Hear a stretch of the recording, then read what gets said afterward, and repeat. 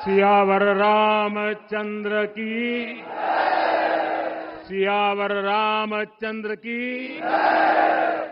जय सिया राम। उत्तर प्रदेश की राज्यपाल आनंदीबेन पटेल, राष्ट्रीय स्वयंसेवक संघ के परम पूजनीय सरसंघ चालक डॉक्टर मोहन भागवत जी, उत्तर प्रदेश के मुख्यमंत्री योगी आदित्यनाथ जी, श्री राम जन्मभूमि तीर्थ क्षेत्र ट्रस्ट के अध्यक्ष पूज्य महंत नृत्य गोपाल दास जी, पूज्य संत समाज,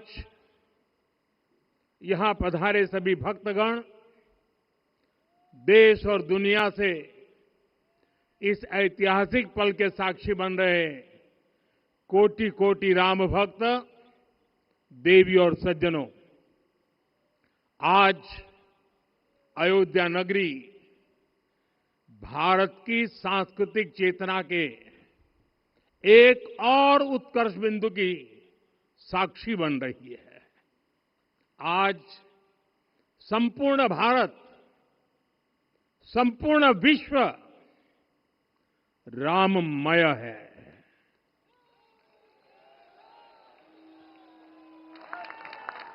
हर राम भक्त के हृदय में अद्वितीय संतोष है, असीम कृतज्ञता है, अपार अलौकिक आनंद है। सदियों के घाव भर रहे हैं, सदियों की वेदना आज विराम पा रही है, सदियों का संकल्प आज सिद्धि को प्राप्त हो रहा है। आज उस यज्ञ की पूर्णाहुति है जिसकी अग्नि 500 वर्ष तक प्रज्वलित रही। जो यज्ञ एक पल भी आस्था से डिगा नहीं, एक पल भी विश्वास से टूटा नहीं। आज भगवान श्री राम के गर्भगृह की अनंत ऊर्जा, श्री राम परिवार का दिव्य प्रताप इस धर्म ध्वजा के रूप में इस दिव्यतम भव्यतम मंदिर में प्रतिष्ठापित हुआ है। और साथियों, ये धर्म ध्वजा केवल एक ध्वजा नहीं, ये भारतीय सभ्यता के पुनर्जागरण का ध्वज है। इसका भगवा रंग, इस पर रचित सूर्य वंश की ख्याति, वर्णित ओम शब्द और अंकित कोविदार वृक्ष राम राज्य की कीर्ति को प्रतिरूपित करता है। ये ध्वज संकल्प है, ये ध्वज सफलता है, ये ध्वज संघर्ष से सृजन की गाथा है, ये ध्वज सदियों से चले आ रहे स्वप्नों का साकार स्वरूप है। ये ध्वज संतों की साधना और समाज की सहभागिता की सार्थक परिणति है।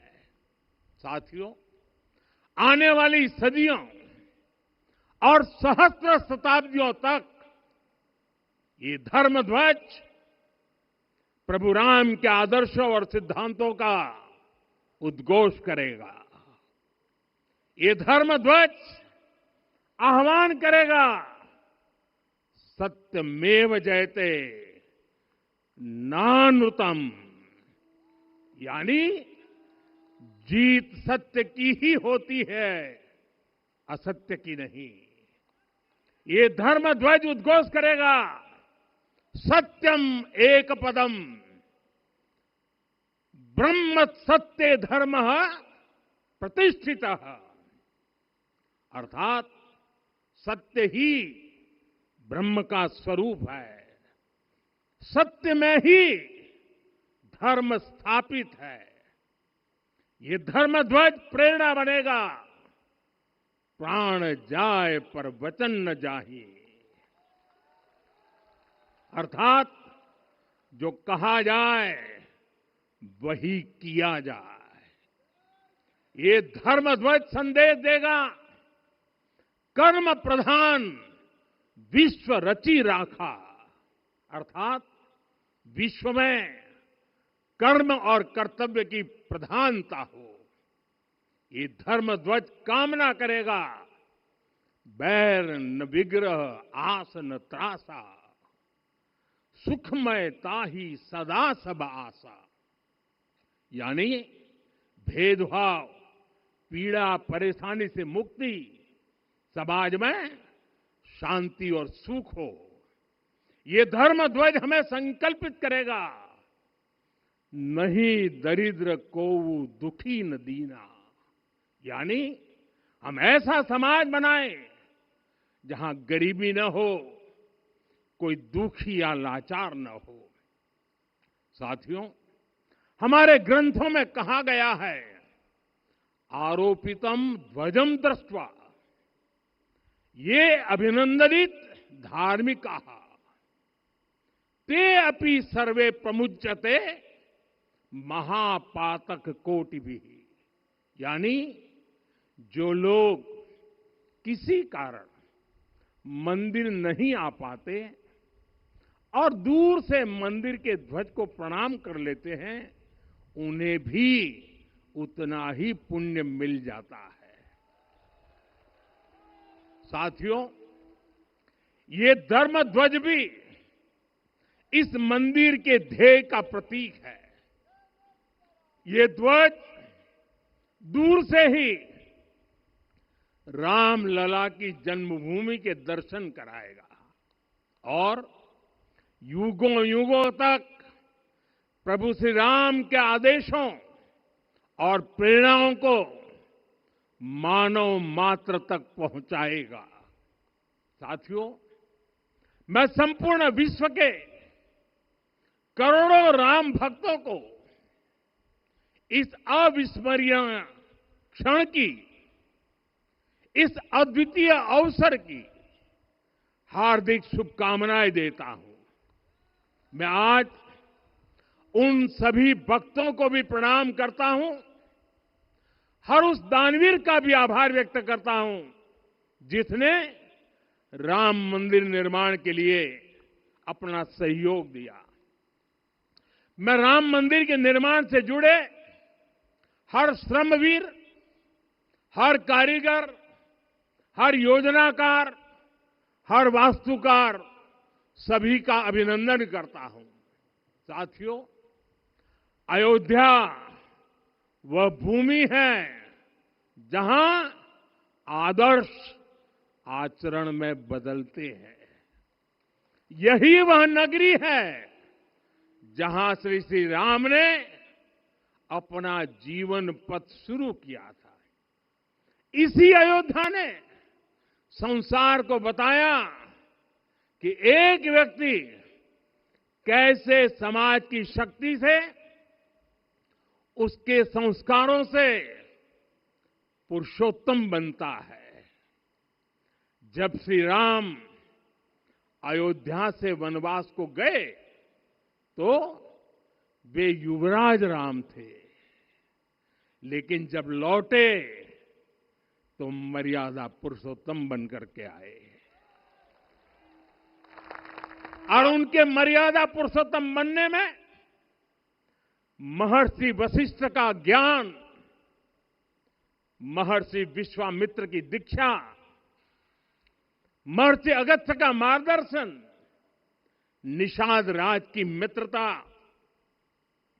मां शबरी की ममता, भक्त हनुमान का समर्पण, इन सब की अनगिनत ऐसे लोगों की महत्वपूर्ण भूमिका रही है।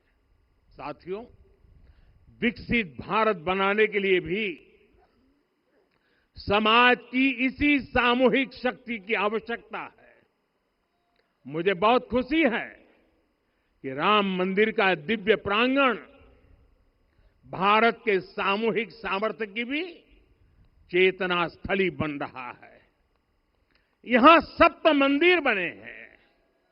यहां माता शबरी का मंदिर बना है, जो जनजातीय समाज के प्रेम भाव और आतिथ्य परंपरा की प्रतिमूर्ति है। यहां निषादराज का मंदिर बना है। ये उस मित्रता का साक्षी है जो साधन नहीं, साध्य को, उसकी भावना को पूजती है। यहां एक ही स्थान पर माता अहिल्या है, महर्षि वाल्मीकि है, महर्षि वशिष्ठ है, महर्षि विश्वामित्र है, महर्षि अगस्त्य है और संत तुलसीदास है। रामलला के साथ साथ इन सभी ऋषियों के दर्शन भी यहीं पर होते हैं। यहां जटायु जी और गिलहरी की मूर्तियां भी है, जो बड़े संकल्पों की सिद्धि के लिए हर छोटे से छोटे प्रयास के महत्व को दिखाती है। मैं आज हर देशवासी से कहूंगा कि वो जब भी राम मंदिर आए तो सप्त मंदिर के दर्शन भी अवश्य करें। ये मंदिर हमारी आस्था के साथ साथ मित्रता, कर्तव्य और सामाजिक सद्भाव के मूल्यों को भी शक्ति देते हैं। साथियों, हम सब जानते हैं, हमारे राम भेद से नहीं, भाव से जुड़ते हैं। उनके लिए व्यक्ति का कुल नहीं, उसकी भक्ति महत्वपूर्ण है। उन्हें वंश नहीं, मूल्य प्रिय है। उन्हें शक्ति नहीं, सहयोग महान लगता है। आज हम भी उसी भावना से आगे बढ़ रहे हैं। पिछले 11 वर्षों में महिला, दलित, पिछड़े, अति पिछड़े, आदिवासी, वंचित, किसान, श्रमिक, युवा, हर वर्ग को विकास के केंद्र में रखा गया है। जब देश का हर व्यक्ति, हर वर्ग, हर क्षेत्र सशक्त होगा, तब संकल्प की सिद्धि में सबका प्रयास लगेगा। और सबके प्रयास से ही 2047 जब देश आजादी के 100 साल मनाएगा, हमें 2047 तक विकसित भारत का निर्माण करना ही होगा। साथियों, रामलला की प्राण प्रतिष्ठा के ऐतिहासिक अवसर पर मैंने राम से राष्ट्र के संकल्प की चर्चा की थी। मैंने कहा था कि हमें आने वाले 1000 वर्षों के लिए भारत की नींव मजबूत करनी है। हमें याद रखना है, जो सिर्फ वर्तमान का सोचते हैं, वो आने वाली पीढ़ियों के साथ अन्याय करते हैं। हमें वर्तमान के साथ साथ भावी पीढ़ियों के बारे में भी सोचना है, क्योंकि हम जब नहीं थे, ये देश तब भी था।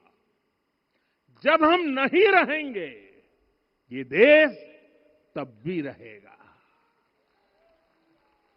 हम एक जीवंत समाज है। हमें दूरदृष्टि के साथ ही काम करना होगा। हमें आने वाले दशकों, आने वाली सदियों को ध्यान में रखना ही होगा। और साथियों, इसके लिए भी हमें प्रभु राम से सीखना होगा। हमें उनके व्यक्तित्व को समझना होगा। हमें उनके व्यवहार को आत्मसात करना होगा। हमें याद रखना होगा, राम यानी आदर्श, राम यानी मर्यादा, राम यानी जीवन का सर्वोच्च चरित्र, राम यानी सत्य और पराक्रम का संगम। दिव्य गुणे शक्र समो रामः सत्य पराक्रमः। राम यानी धर्म पथ पर चलने वाला व्यक्तित्व। रामः सत्पुरुषो लोके सत्यः सत्यपरायणः। राम यानी जनता के सुख को सर्वोपरि रखना, प्रजा सुखत्वे चंद्रस्य। राम यानी धर्म और क्षमा का दरिया। वसुधाया क्षमा गुणे है। राम यानी ज्ञान और विवेक की पराकाष्ठा। बुद्ध या बृहस्पति तुल्य। राम यानी कोमलता में दृढ़ता। मृदु पूर्वज भाषते। राम यानी कृतज्ञता का सर्वोच्च उदाहरण। कदाचन नोपकारेण कृति नैकेन तुष्यति। राम यानी श्रेष्ठ संगति का चयन। शीला वृद्धे ज्ञान वृद्धे वयोवृद्धे च सज्जनै। राम यानी विनम्रता में महाबल। वीर्यवान च वीर्येण महता स्वेन विस्मितः। राम यानी सत्य का अडिग संकल्प। न च अनुत्र कथो विद्वान। राम यानी जागरूक, अनुशासित और निष्कपट मन। निस्तिंद्र अपम्रत च स्वदोष परदोषवित। साथियों, राम सिर्फ एक व्यक्ति नहीं, राम एक मूल्य है, एक मर्यादा है, एक दिशा है। अगर भारत को साल 2047 तक विकसित बनाना है, अगर समाज को सामर्थ्यवान बनाना है, तो हमें अपने भीतर राम को जगाना होगा। हमें अपने भीतर के राम की प्राण प्रतिष्ठा करनी होगी। और इस संकल्प के लिए आज से बेहतर दिन और क्या हो सकता है। साथियों, 25 नवंबर का यह ऐतिहासिक दिन अपनी विरासत पर गर्व का एक और अद्भुत क्षण लेकर आया है। इसकी वजह है धर्म ध्वजा पर अंकित कोविदार वृक्ष।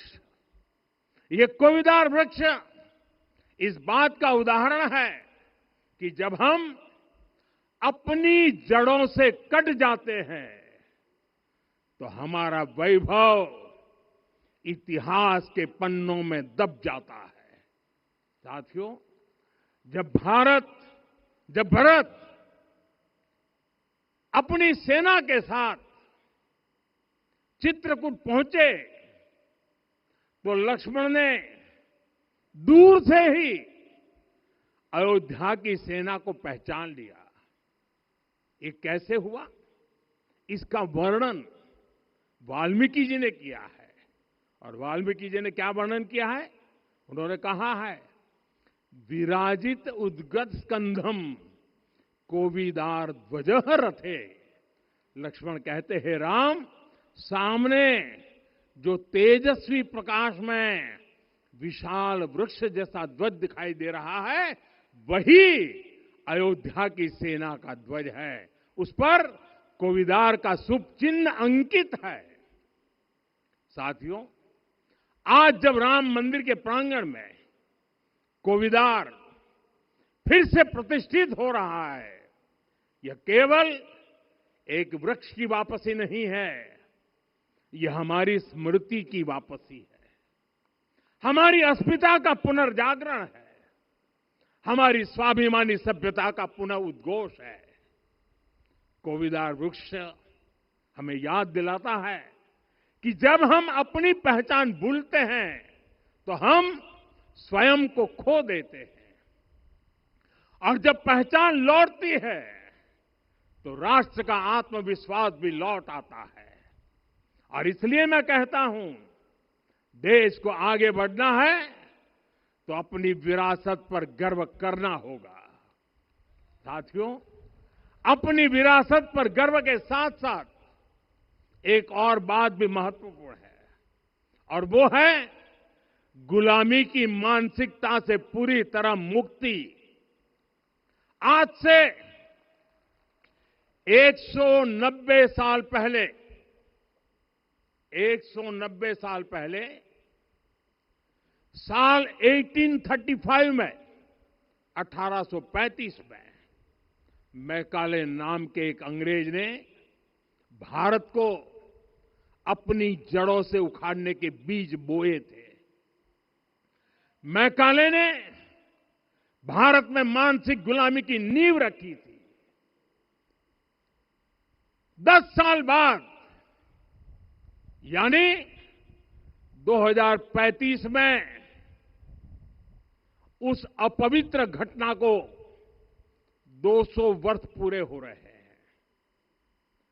कुछ दिन पहले मैंने एक कार्यक्रम में आग्रह किया था कि हमें आने वाले 10 वर्षों तक उस 10 वर्षों का लक्ष्य लेकर चलना है कि भारत को गुलामी की मानसिकता से मुक्त करके रहेंगे।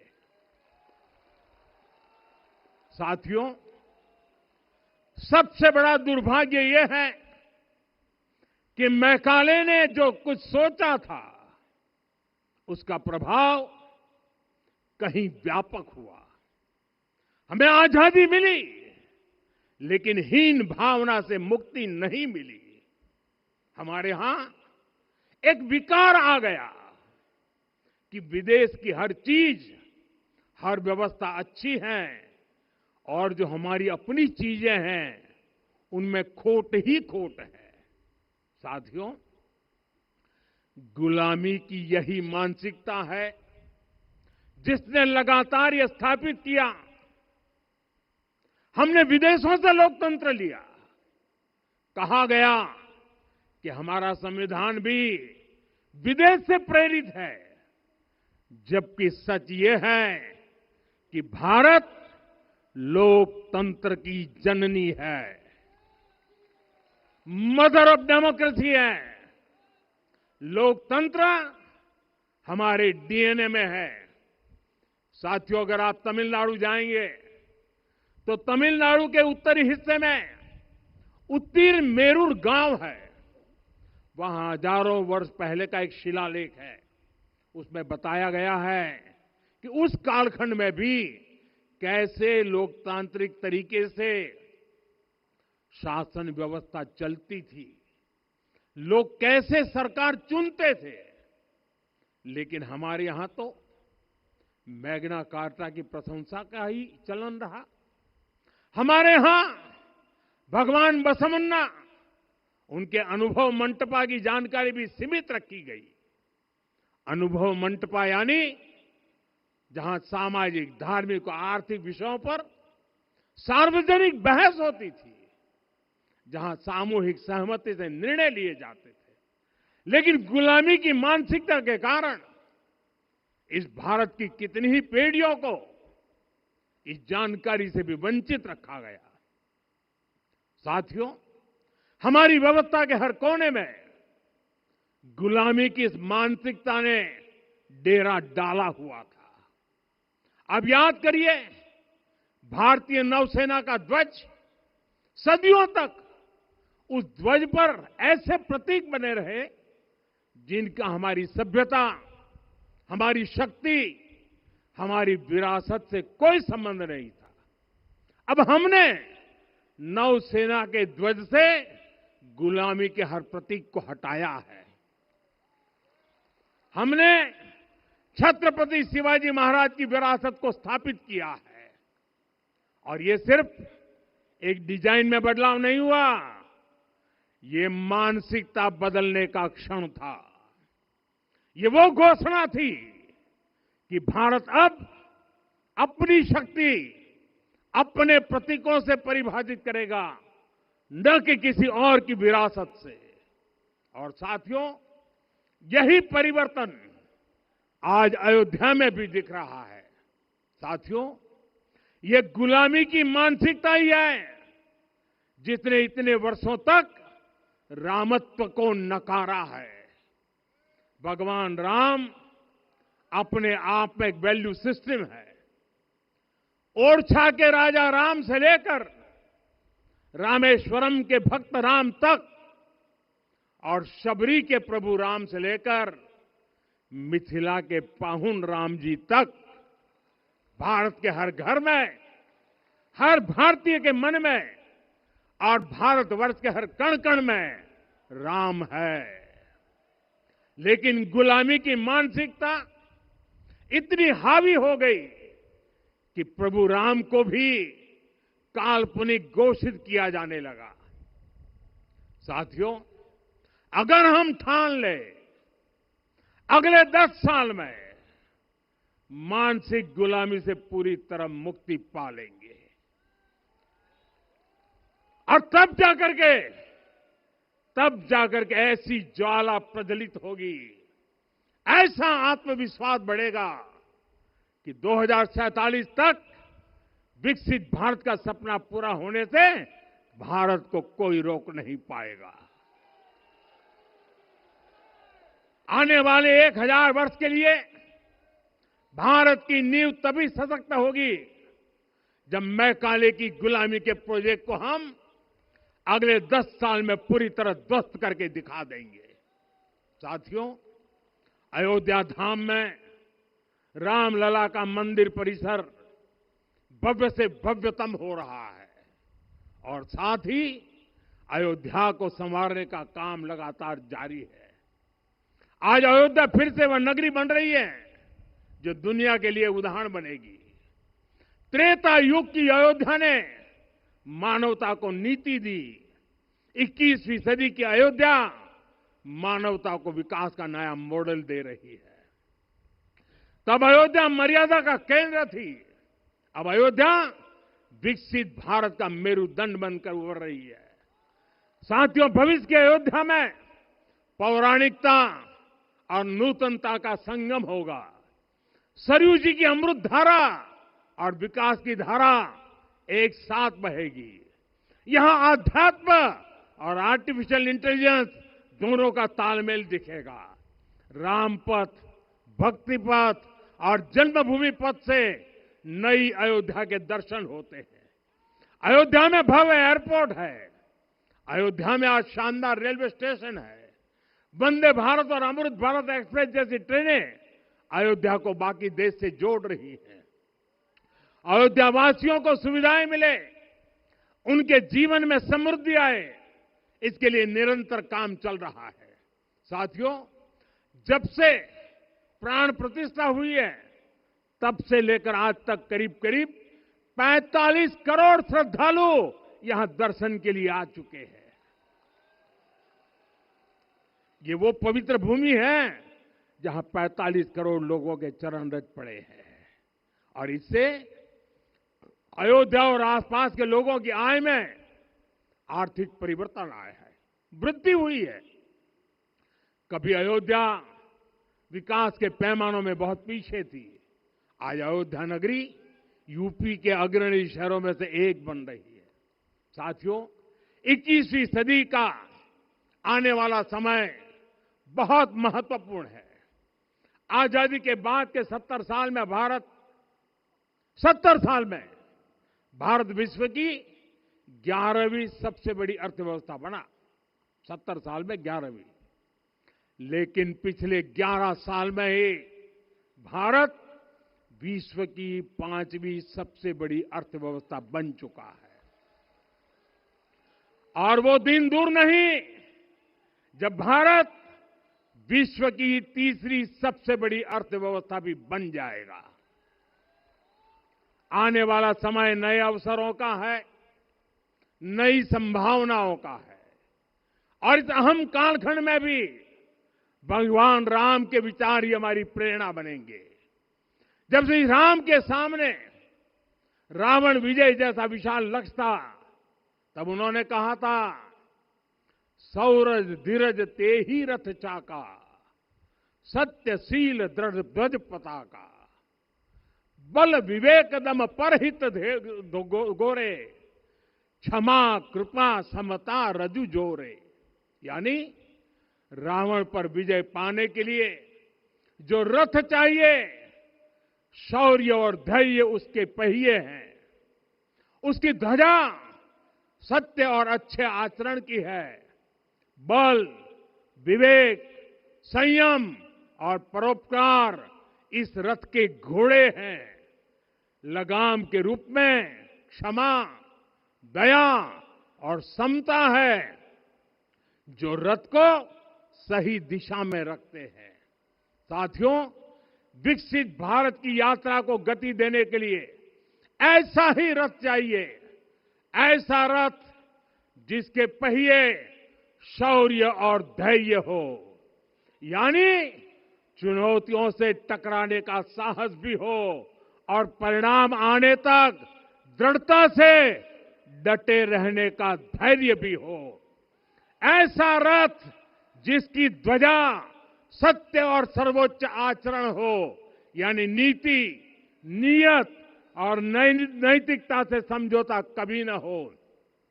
ऐसा रथ जिसके घोड़े बल विवेक संयम और परोपकार हो, यानी शक्ति भी हो बुद्धि भी हो अनुशासन भी हो और दूसरों के हित का भाव भी हो।